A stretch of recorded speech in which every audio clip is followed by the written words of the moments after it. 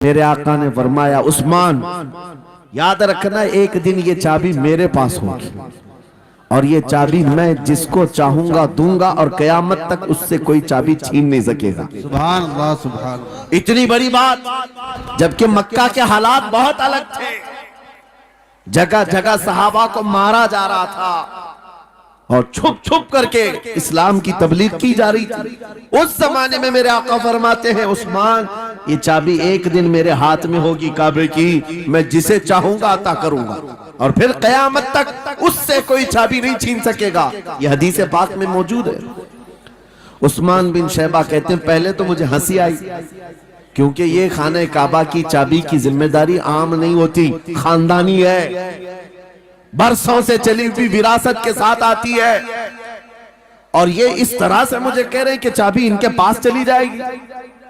और फिर उस्मान बिन शैबा कहते हैं इनके हालात देख करके तो लग नहीं रहा था कि चाबी जाएगी, लेकिन जलाल जिस अंदाज में गुफ्तगू हो रही थी ये देखकर डर भी लग रहा था कि कहीं ये सचमुच चाबी ले तो नहीं लेंगे। फिर उस्मान बिन शैबा कहते हैं वो हालात भी आ गए कि जब रसूलुल्लाह हिजरत करके चले गए मक्का से, सहाबा भी घर बार छोड़कर चले गए।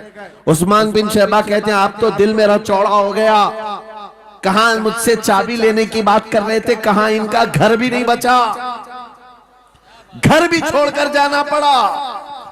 अगर कल तुम्हारा घर छोड़कर जाना पड़े तो मेरी ये बात याद रखना, इस हदीस को याद रखना। हुजूर पाक हिजरत करके चले गए, सहाबा भी अपने घर बार सब छोड़कर मदीने चले गए। उस्मान बिन शैबा कहते हैं अब तो मेरा सीना चौड़ा था, कहां ये चाबी की बात करते थे, कहां अपना घर भी नहीं रख सके। साल गुजर गया, 2 साल गुजर गए, 3 साल गुजर गए, 4 साल गुजर गए, 5 साल गुजर गए, 6 साल गुजर गए। हिजरत के बाद फिर वो दिन आ गया जब नबी पाक सल्लल्लाहु अलैहि वसल्लम 10,000 सहाबा के साथ 20 रमजानुल मुबारका को मक्का में फातह मक्का बनकर दाखिल हो रहे हैं। सुभान अल्लाह सुभान अल्लाह। 6 साल के बाद वापसी है जब हुजूर तशरीफ लाए। मक्का की गलियों में अब मुकाबला करने की किसी की हिम्मत नहीं थी, ताकत नहीं थी। हुजूर पाक जैसी हरम मक्का में दाखिल होते हैं सारे इधर उधर छुप करके भाग रहे थे जिन्होंने जुल्म किया था अपने दौर में।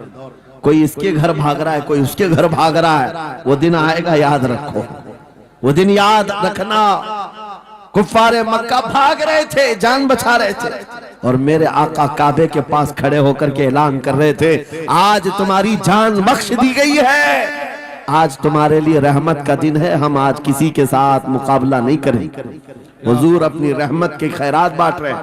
फिर आप सुनो 10,000 सहाबा के साथ जब मक्का मुकर्रमा में मेरे आका दाखिल हुए, अब खाने काबा खोलने की बात थी। चाबी किसके पास है? उस्मान बिन शैबा के पास। बुलाया रसूलुल्लाह ने, कहा है उस्मान बिन शैबा? आए, सर झुकाए हुए आए, ईमान लाए हुए नहीं थे। कहा लाओ चाबी। चाबी दे दिया हुजूर के हाथ में। कहा है उस्मान क्या मैंने ये बात नहीं कही थी एक दिन ये चाबी मेरे हाथ में आएगी? वो सर नहीं उठा सके, सर झुकाए खड़े रहे। मेरे आका ने अपने हाथों से चाबी खोला, खाने काबा का दरवाजा खोला और वहां से सारे शिर्क व कुफ्र की आलाइशों को पाक किया। फिर उसके बाद चाबी बंद करके अब सुनो, मेरे आका बाहर आए और फरमाया आज मैं ये चाबी ऐसे आदमी के हाथ में दूंगा जिससे कयामत तक कोई छीन नहीं सकेगा। मान है मेरे आका का। हुजूर ने जब ये फरमाया तो जो बड़े बड़े सहाबा थे उनके दिलों में ख्वाहिश थी काश चाबी हमें मिल जाए, हमारे खानदान में चलती रहे।